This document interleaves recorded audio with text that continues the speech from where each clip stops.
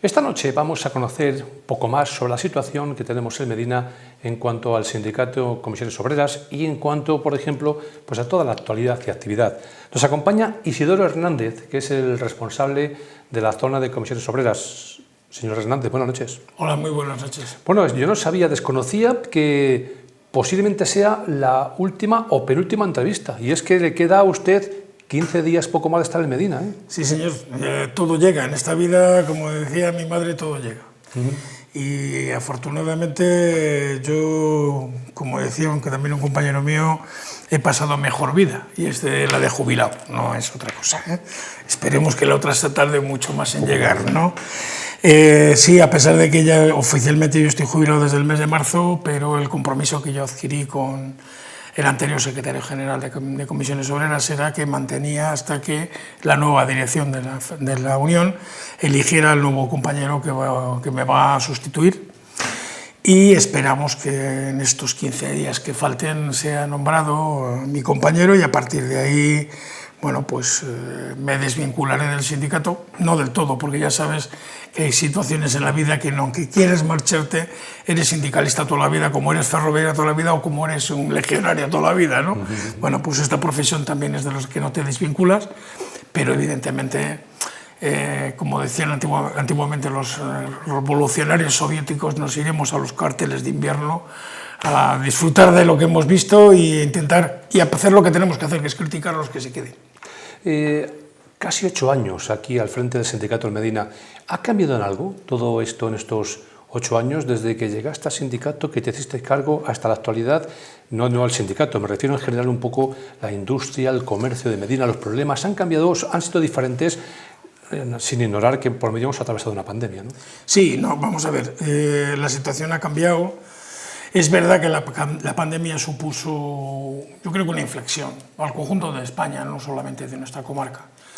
Es verdad que ha supuesto, por un lado, un crecimiento importante del sector industrial. No hace falta deciros lo que ha crecido el sector industrial en el conjunto de la comarca, con los planes industriales que se han dado en industrias emblemáticas, con que ha habido aquí, con el tema del desembarco de la multinacional Bimbo en el tema de Siro, o el crecimiento que ha cogido con el tema de la multinacional francesa de Iberesnac y su ampliación, que esperamos que sea a lo largo de este año el asunto, o el crecimiento que ha tenido Meléndez con su nueva fábrica y su repercusión en el sector, ¿no? El sector industrial ha crecido de forma importante y yo creo que se ha consolidado. Es cierto que tiene que seguir creciendo, pero claro, hay un problema que en cambio sí se ha detectado y se sigue manteniendo, ¿no? Es el cómo ha caído el sector servicios en la zona, ¿no? En nuestra comarca. El sector del comercio es evidente que hay un problema de fondo, lo sabemos los sindicatos, lo sabe el Círculo de Progreso y por supuesto lo sabe el gobierno municipal, ¿no? De que muchas tiendas que se cierran no se vuelven a abrir, y eso genera pues una caída del sector, ¿no? O que el sector de la hostelería, bueno, pues ya no es tan puntero como era, a pesar de que tiene cierto nivel de calidad, ¿no? Es decir, sí han cambiado las cosas.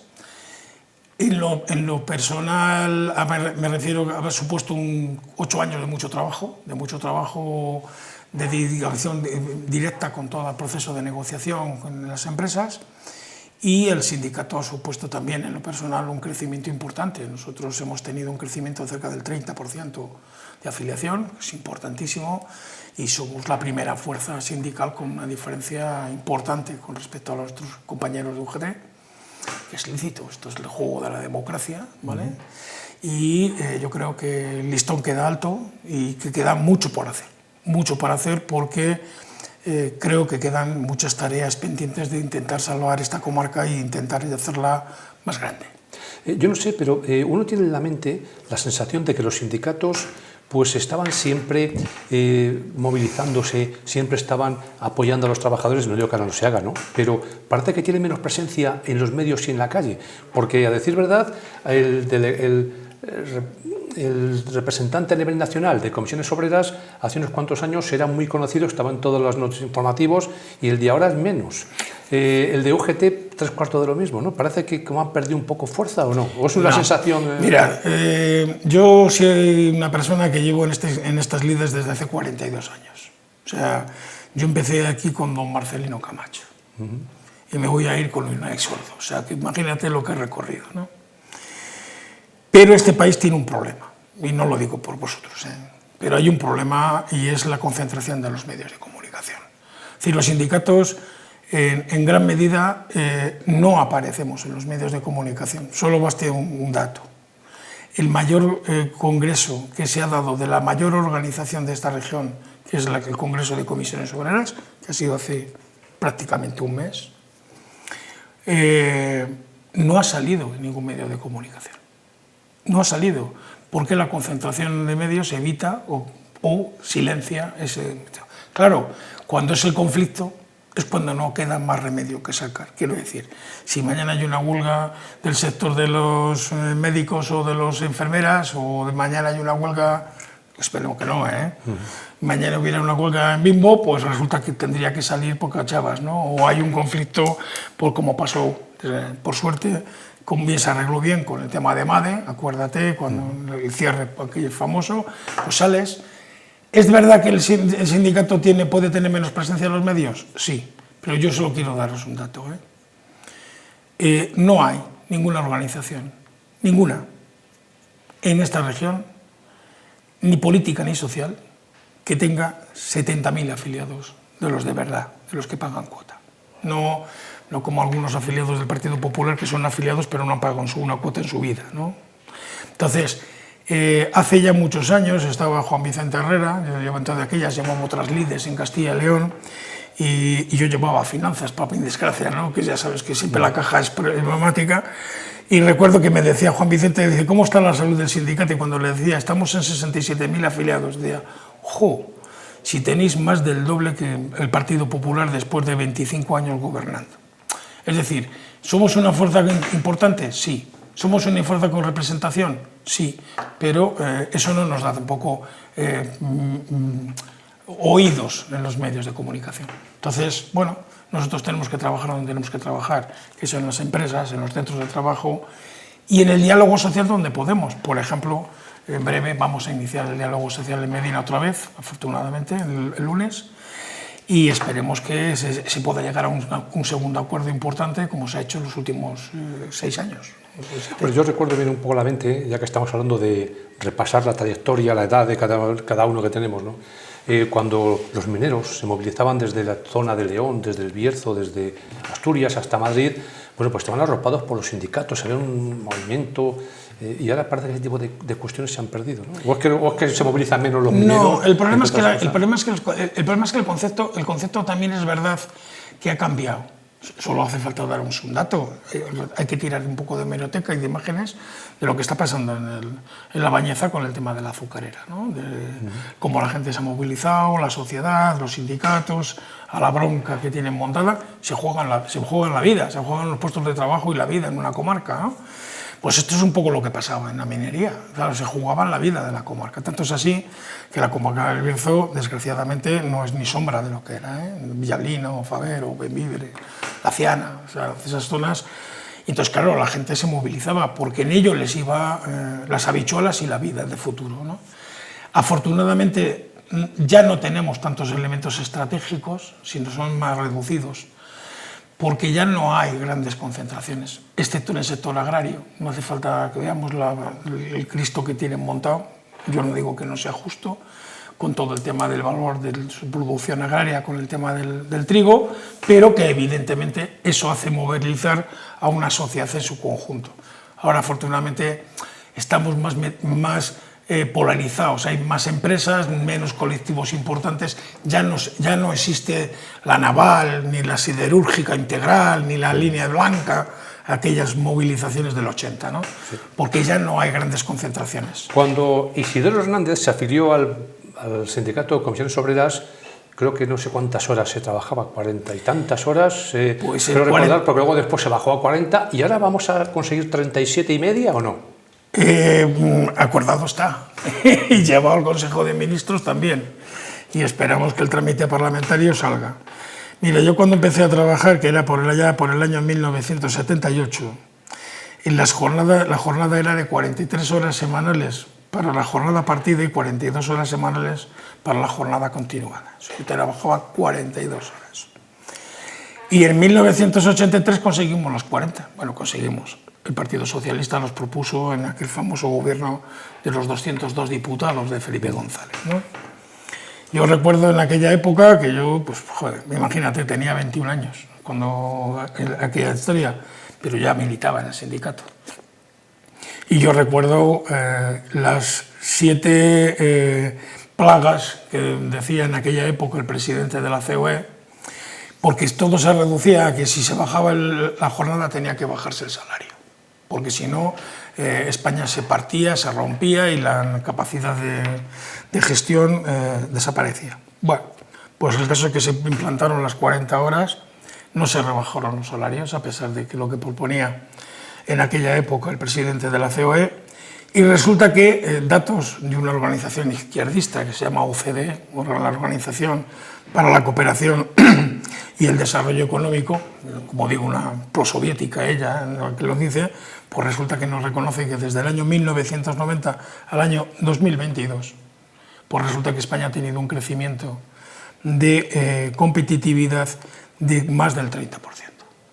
Por lo tanto, es verdad que siempre se dice que hay elementos fundamentalistas en la religión, pero yo siempre digo que más fundamentalistas que en la religión los hay en los sectores económicos, donde algunos todavía no se han movido del siglo XIX, que era la revolución industrial. Y lo digo por varias razones. Con el cambio de la reducción de jornada ha pasado lo que ha pasado, se ha visto en los tiempos. Las 37 horas y media espero que se implanten, porque la sociedad va a apretar, por mucho que crean los líderes políticos que no va a ser así. Y no va a ser cierto, entre otras cosas, porque hay muchos sectores de este país que ya están por debajo de las 37 horas y media a la semana, me refiero. Y no estoy hablando de la administración. Todo el sector industrial está por debajo o en torno a las 37 horas de jornada semanal. ¿Qué dos sectores no bajan de ese sector? El sector servicios y el sector hostelería. O sea, el comercio, la hostelería y el turismo. Curiosamente, el sector donde se ha detectado, y yo lo he dicho ya en algún debate contigo en esta misma mesa, precisamente el único sector donde hay un uso y abuso de las horas extraordinarias. Alguien dijo en una televisión que lo normal en el sector de la hostelería era trabajar media jornada, 12 horas. Y lo dijo en televisión, no lo estoy diciendo yo, era el presidente de la hostelería de Málaga, que se escandalizó hasta la periodista de la Antena 3 que dice, ¿pero qué dice usted? ¿No? Pues estas cosas. Quiero decir que es ahí donde está, porque las 37 horas no es solo la jornada, es que hay más cosas. O sea, el acuerdo que se alcanzan los sindicatos con la patronal, y que la patronal se levanta, pero que luego alcanzamos con la ministra de Trabajo, es que hay que plantear una regulación correcta de la jornada de trabajo, una regulación de los horarios de cómo se ficha, porque hay más de 6 millones de horas extras que no se cobran. No digo que no se hagan, es que se hacen y no se cobran, más las que se cobran. Y además con un criterio que no pueda ser manipulado. Es decir, que alguien no pueda llegar a decir que yo salgo a las 8 de la tarde cuando en realidad estoy saliendo a las 10. ¿Qué pasa en estos momentos? Pero es que además también hablamos de algo que se tiene que inventar en el tema de la jornada, que es el tema de la desconexión digital. O sea, hoy hay trabajadores que les dan un teléfono móvil y tienen que estar permanentes como la funeraria. Y ni son enterradores ni llevan coche de fúnebres, ¿no? Bueno, pues tienen que estar permanentes como la funeraria porque siempre hay cosas urgentes para algunos empresarios. Entonces, eso tiene que ponerse en marcha. Eso no ocurría en el 83, cuando las 40 horas. No pasaba, pero sí pasa en la actualidad. Por lo tanto, el acuerdo es mucho más amplio. Y vuelvo a repetir, cuando estábamos en 43 y bajamos a 40 no pasó nada. Y estoy convencido que cuando bajemos de 40 a las 37 y media tampoco pasará nada. Como no pasa nada en la regulación que se firmó, ¿te acuerdas hace 2 años con el tema de los contratos y las posibilidades de jornada que se modificó? Aquello iba a ser la hecatombe. Bueno, pues resulta que tenemos el mayor crecimiento de empleo, el mayor crecimiento de contratación, la mayor afiliación a la seguridad social y estamos creciendo al 2,3% del PIB, más que Alemania, Francia o Italia en su conjunto. O sea que, por lo tanto, vuelvo a repetir, aquí hay mucho fundamentalista. Estoy escuchando a Isidoro Hernández, que es el responsable de comisiones en toda la zona, en Medina y comarca, y me queda claro que todo el mundo se va a aprovechar de esta situación, de las 37 horas y media, es decir, media hora menos todos los días, o cada uno, no sé, las empresas cómo lo van a llevar a cabo, menos el sector servicio, el comercio de Medina. Si abre 8 horas, el trabajador no se puede marchar media antes. O la hostelería, un bar que abre, o un restaurante que abre sus horas, no puede marcharse el trabajador a la semana 3 horas y media antes, ¿no? No, tendrá que organizarse. Es decir, la situación en estos momentos es que lo que no se puede plantear, y lo digo con toda sinceridad, y por suerte o por desgracia lo veo todos los días, ¿no? El convenio de hostelería dice que los trabajadores trabajarán 5 días a la semana, 8 horas, y descansarán 2. Bueno, pues todos sabemos, y lo digo, lo sabemos todos, no estoy hablando yo que lo veo con los trabajadores, pero todos que vamos a los bares sabemos que la gente trabaja como mínimo 6 días y descansa 1, y que casi todos trabajan 9, 10, 11 horas. Claro, es que lo que no puede ser y además es imposible. Es decir, lo que no puede ser es que un empresario pues, necesite 5 personas y tenga 1. Es que si no, no soy rentable, es que tienes un problema. Si necesitas 2 personas y no puedes pagarla, es que el negocio a lo mejor tienes que trabajar tú más, porque es tu negocio. Y eso alguien me dirá, es que eso es el problema de ser autónomo. Como alguna vez decía aquí el presidente de la Asociación de Empresarios, que es que los autónomos tenemos que trabajar. Claro, ya lo decía el chiste, es que tienes salud.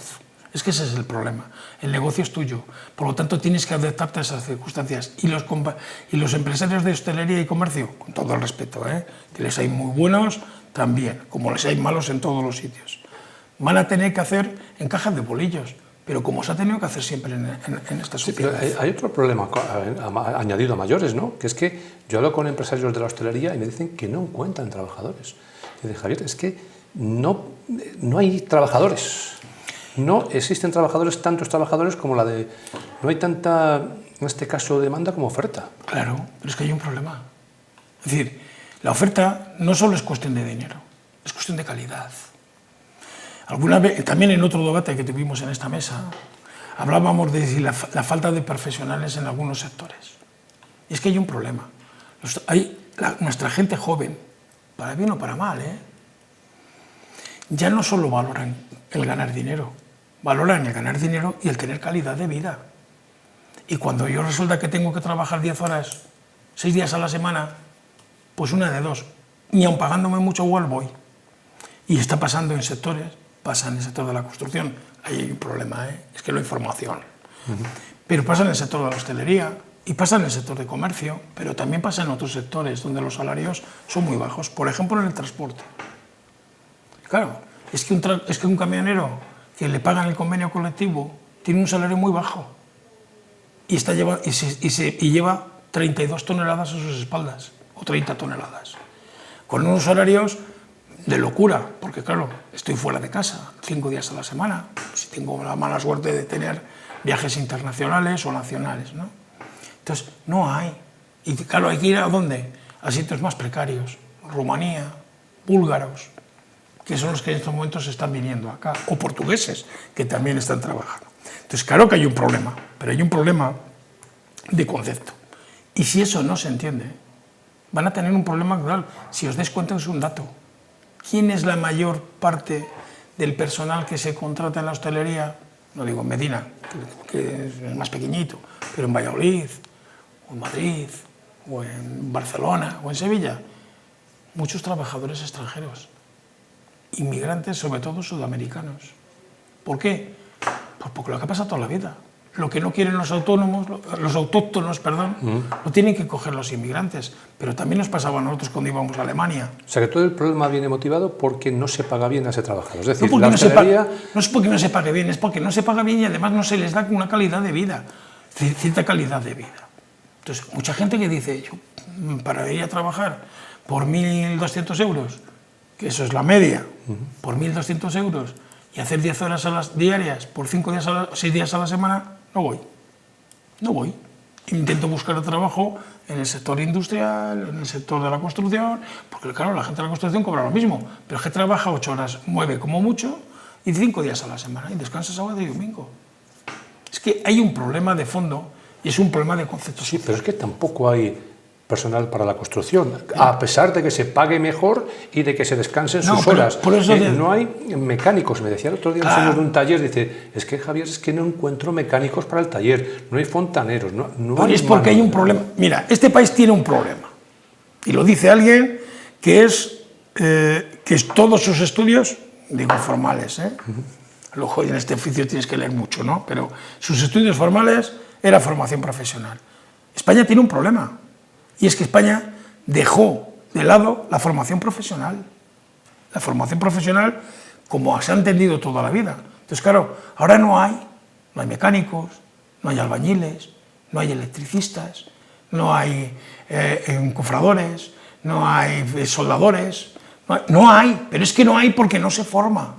Es que es la gran asignatura pendiente.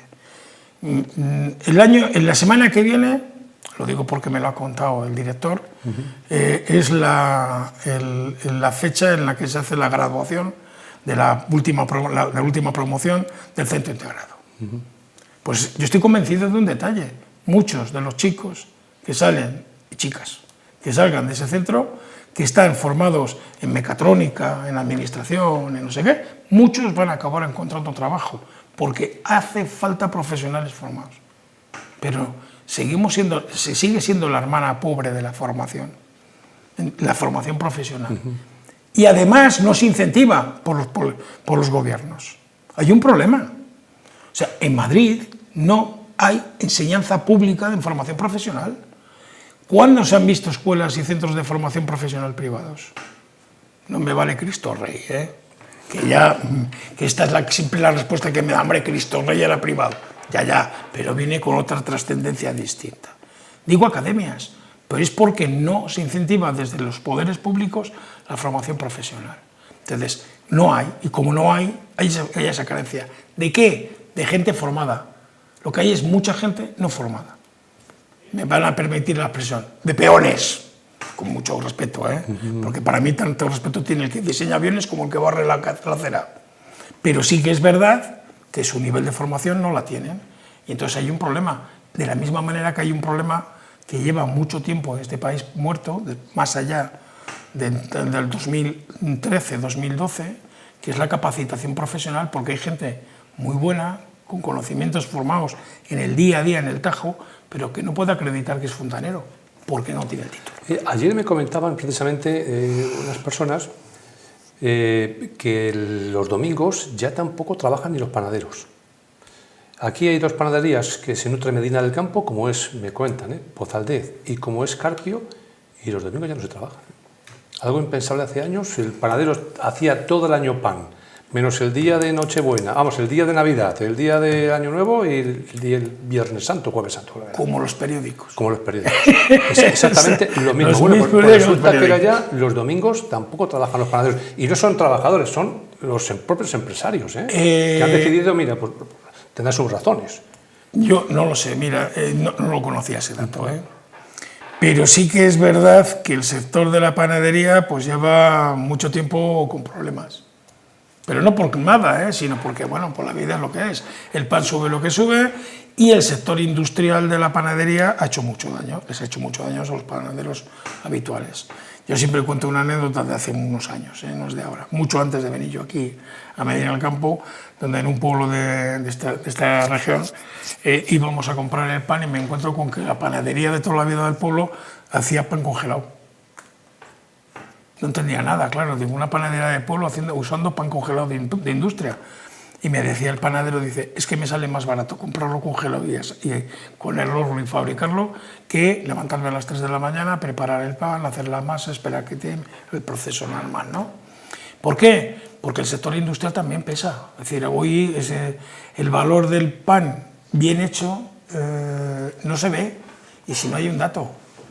¿Cuántas son las barras que venden en esta comarca nuestra los grandes supermercados? No voy a dar nombres para no hacer publicidad. Muchísimas. Muchísimas. Y habiendo buen pan, porque te prometo que yo compro pan aquí, incluso para hacer tostadas, que es lo que más me gusta, ¿no? Pero a pesar de haber buen pan, pues resulta que se vende muchísimo en otras panaderías. ¿Por qué? Por dos razones. Uno, porque lo tengo en cualquier hora del día. Y segundo, porque me sale muchísimo más barato. De 1 euro la barra a 59 céntimos. Y al final la gente dice, ¡buah, total es pan! Entonces tienen un problema. Y no me extraña que algunos empresarios dicen, bueno, no voy a perder mucho o no voy a ganar mucho, pero bueno, cuerpo descansado, dinero vale. Eso también lo decía mi abuelo. El teletrabajo está afectando a los trabajadores, están todos acogiendo esa posibilidad de teletrabajar. Esto es bueno para la empresa, es bueno para el resto de otros trabajos, es decir, por ejemplo, la policía no puede teletrabajar, ni los médicos tampoco, bueno, los cirujanos tampoco pueden teletrabajar. Mira, ¿no? Te voy a ser honesto, hay profesiones que no pueden hacer teletrabajo. O sea, un maquinista no puede hacer teletrabajo. Por poner un disparate. Un bombero tampoco. Un bombero tampoco. Es decir, hay profesiones que pueden hacer por teletrabajo y otras que no van a poder hacerlo nunca. ¿Por qué? Pues porque su trabajo es físico. O sea, un señor que fabrica coches tiene que estar en la cadena. No lo puede hacer desde un ordenador en casa. El que programa la cadena sí. Ese sí que puede estar, porque ahora se puede trabajar en remoto. Yo te puedo prometer que algunos días de los que el año pasado, que no fue precisamente mi mejor año de vida, por un tema sanitario, Eso es de salud. De salud, porque me operaron 2 veces, bueno, está unas a 4 y tal. Pero yo te puedo prometer que está haciendo teletrabajo desde mi casa porque soy capaz de conectarme con mi ordenador y puedo hacer cosas desde mi casa. Pero claro, si yo tuviera que estar en mi taller soldando trenes, imposible. Entonces, el teletrabajo era una posible salida que se usó, y yo creo que bien. Cuando la pandemia, sí. Oficinas, bancos, gestorías, es decir, centros de documentación, es decir, ese tipo, arquitectura, este tipo de cosas, sí es verdad que funcionan. Y funcionaron muy bien, y en algunos casos supuso que gente se acabara marchándose a pueblos a trabajar, porque podían hacer su trabajo en vez desde Madrid o de Barcelona, desde Teruel, ¿no? que en algún caso conozco, ¿no? En lo personal. Pero es verdad que la tendencia es al contrario. Es decir, ya hay multinacionales que están diciendo que hay que volver al puesto de trabajo, a la mesa, a la silla y al trabajar en puesto de trabajo. ¿Va a desaparecer? Creo que no. Pero no va a ser la panacea que algunos pensaban que iba a ser el tema del teletrabajo. Yo creo que va a ser otra herramienta, que en algunos casos los van a poder utilizar y en otras no. Solo quiero dar un dato, que no es teletrabajo, pero es parecido. Aquí hace varios años se puso en marcha las llamadas telefónicas para los médicos de atención primaria. Pues han quedado. Ya no.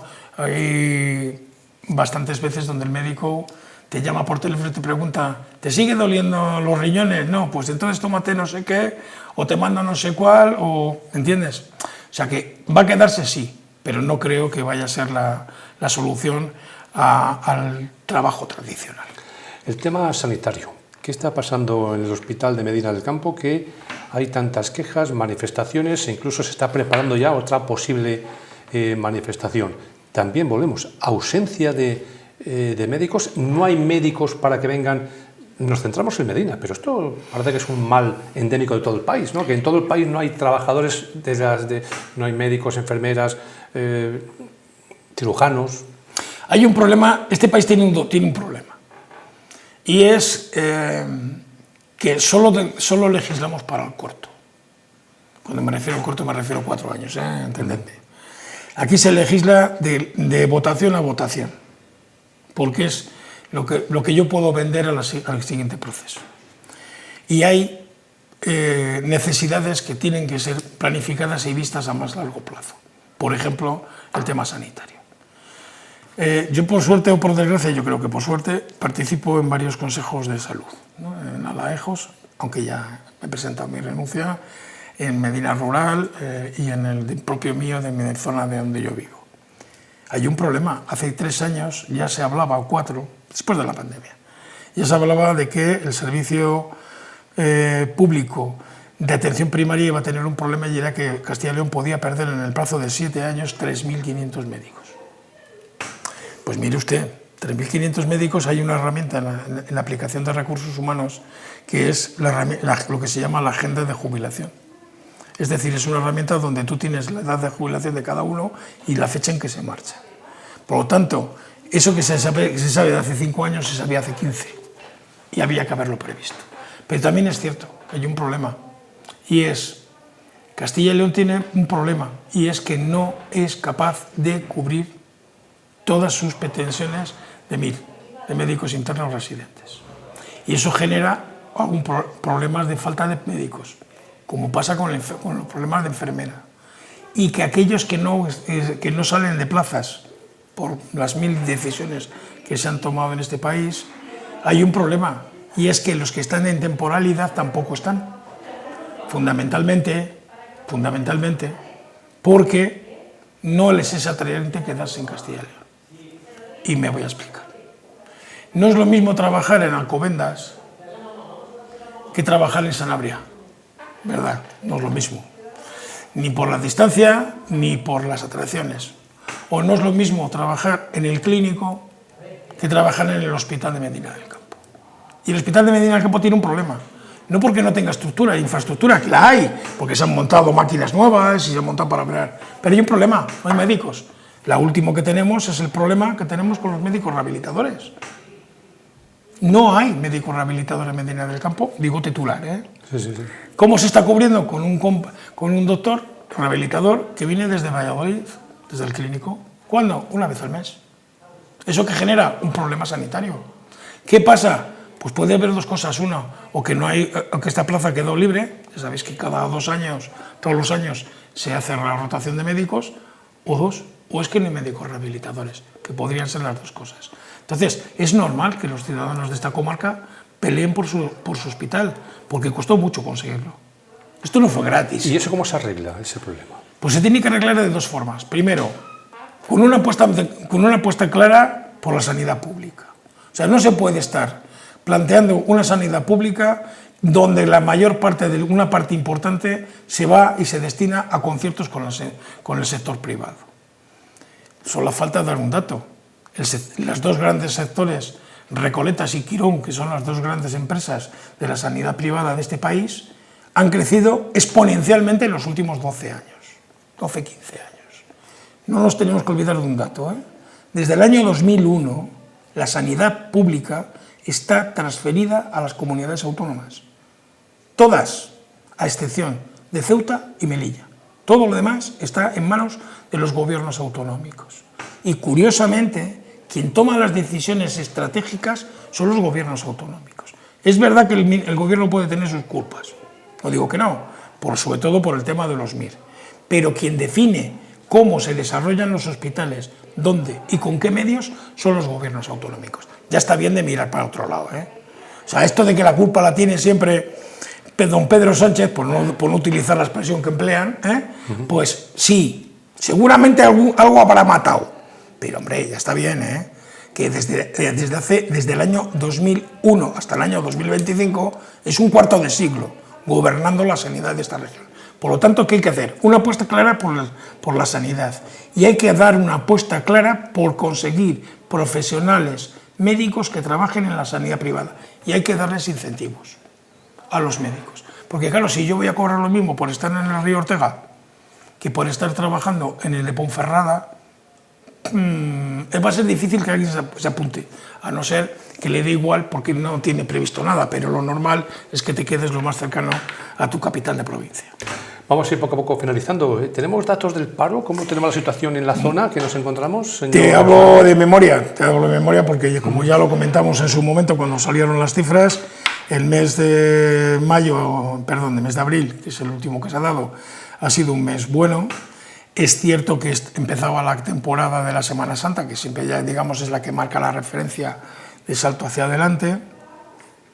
Los datos del paro han sido que se ha reducido un 3% en el conjunto de la localidad de Medina del Campo, que baja tanto en hombres como en mujeres, y que por lo tanto todos los sectores han tenido incremento, industria, construcción y agrario han tenido crecimiento de parados, a excepción de dos: el sector servicios y el sector de nuevas contrataciones, o los sin empleo anterior, que ya sabéis que son los que se incorporan al mercado del trabajo, ¿no?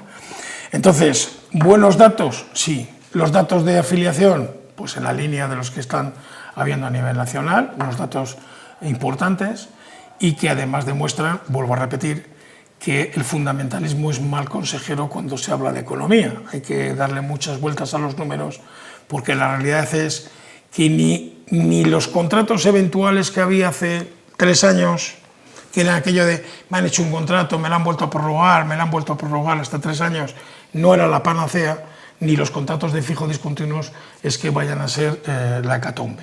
Simplemente son herramientas que han permitido la estabilización del empleo y que están permitiendo, yo creo, que un buen crecimiento. Creemos, desde el sindicato, y así lo hemos analizado, que mayo se mantendrá en la tesitura del mes de abril, porque ya empezamos con la temporada, llamémoslo alta, porque además también empiezan todo el tema del sector agrario, con todo el tema de la uva, de la vid, y confiamos que hasta prácticamente agosto vaya todo, no voy a decir como un cohete, pero sin dar un paso atrás, con lo cual es algo importante.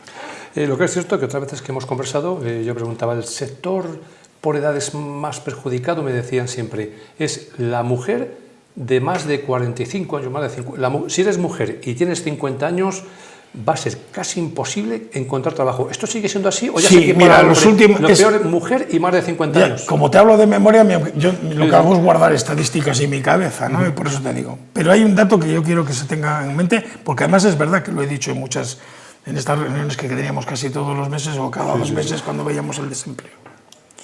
La mayor cifra de parados que tenemos en el mes de abril es que, a pesar de que han bajado, la mayor cantidad de parados les tenemos entre los trabajadores y trabajadoras mayores de 45 años. Por lo tanto, tenemos un problema. La gente mayor se coloca peor que la gente joven. Y segundo, del colectivo de más de 45 años, más del 50%, posiblemente estamos hablando del 60 o 65%, son mujeres y mayores de 45 años, con muy mala cobertura de empleo.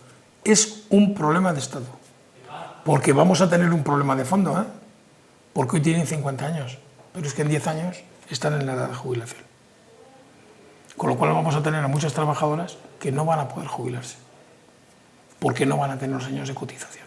Ya no digo que tengan pensiones pequeñas, es que no van a poder jubilarse como jubilado. No digo que no tengan pensión asistencial, ¿vale? Digo como jubilados. Por lo tanto, esto es otra de las asignaturas que tenemos pendiente los sindicatos, que jugamos en ese campo, y lógicamente el gobierno, porque si no vamos a tener un problema social. Y no nos olvidemos, si no hay mujeres trabajando, hay un problema también de habitabilidad en las zonas. ¿Por qué? Y nadie se discute que para ser una pareja y sacar una familia hay que trabajar los dos. Eso de que el hombre trabaja y la mujer en casa, eso se quedó en los 70. Hoy tienen que trabajar los dos. Y si esta comarca no da ese futuro, ya sabéis la respuesta. Nos vamos a otra zona.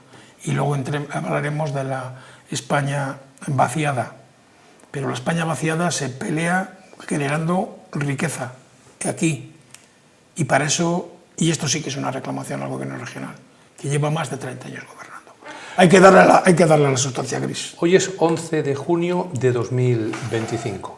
Una persona que se jubile un 11 de junio como hoy, ¿a qué edad se puede jubilar? Porque yo recuerdo que antes uno se jubila con 65, pero esto va subiendo. ¿Ahora en qué año estamos? ¿65 con no sé qué? ¿66? Depende. Como todo en esta vida depende. Esto viene del año 2007, ¿vale? Ahí se planteó el subir la edad de jubilación hasta los 67 años de una forma progresiva. Y eso va a depender siempre de cuántos son los años de cotización que el trabajador tiene. Si este trabajador el día 11 de junio del 2025 tiene más de 38 años y medio cotizados, se jubila a los 65 años. como siempre, pero con 38 años y medio cotizados. Antes eran 35, ¿vale? Han subido el espacio vital. Si no tienen los 38 años y medio jubilados, a día de hoy, hablo de memoria y me puedo equivocar en los meses, creo que son a día de hoy 62 años y 8 meses. Perdón, 66 años y 8 meses, disculpa, el lapsus. 66 años y 8 meses. ¿Eso qué significa? Que el año que viene, que estaríamos en el 26, estaríamos hablando de 66 años y 10 meses, y en el 27, los 67 años. Pero para eso tienes que tener menos de 38 años y medio cotizados. Y una matización lo digo porque ha salido en redes sociales. Y ya está bien, y yo creo que nuestro papel, los sindicatos en la parte que nos toca, y a los medios de comunicación, es acabar con los malos entendidos y los bulos. Es que hay un bulo por ahí funcionando, donde se plantea que es que resulta que se va a subir la edad de cotización, la edad de jubilación. No es verdad. Lo que se va a subir es la edad del cálculo de la cotización. Ahora se cogen 25 años. Y en un proceso de transición hasta el 2030 se va a subir hasta los 35 años. ¿Por qué? Porque se entiende que en ese proceso de esos 35 años también van a poder coger el trabajador los años que más le interesen. De los 25 dentro de los 35, ¿vale? Pero esto, como todo, no es bueno ni es malo. Porque si he sido un trabajador que ha tenido muy buenas cotizaciones, pero resulta que tiene la desgracia que se le cierra la fábrica y en los últimos 8 años ha ido a cobrar el subsidio por desempleo cobrando 1.200, cotizando, perdón, 1.500 euros, cuando resulta que ha podido estar cotizando por 40.000 o 45.000, ¿qué pasa? Que este caso que estoy contando es un caso, estoy acordándome de un caso personal. Pues resulta que este señor siempre decía, cuando se jubiló, dice, jo, ya podía haber cogido los años que yo coticé bien. Por eso digo que las verdades no son sueltas. Pero la edad de jubilación no ha variado, son 67 años si no tienes 38 años y medio, y la edad de cotización mínima para poder jubilarte anticipadamente son 33, para poder jubilar anticipadamente. Lo otro es cómo se calcula.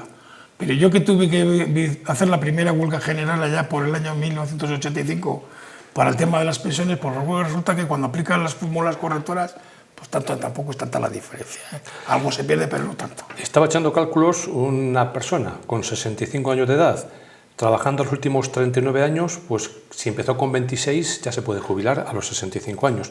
Pero es que entonces, hace unos cuantos años, empezaban con 18 años. 15. Se empezaban con 20 años. 15. Entonces, yo he puesto un ejemplo, uno de 20 años, o sea que con 59 uno se puede jubilar cobrando el 100% de la pensión. No, porque... Entonces vas a trabajar 40 y tantos años. No. La explicación es sencilla.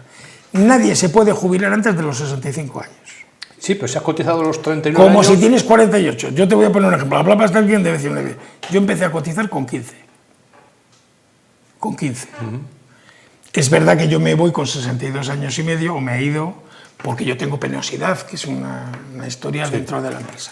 Pero si yo me fuera con 65 años, yo tendría 50 años cotizados.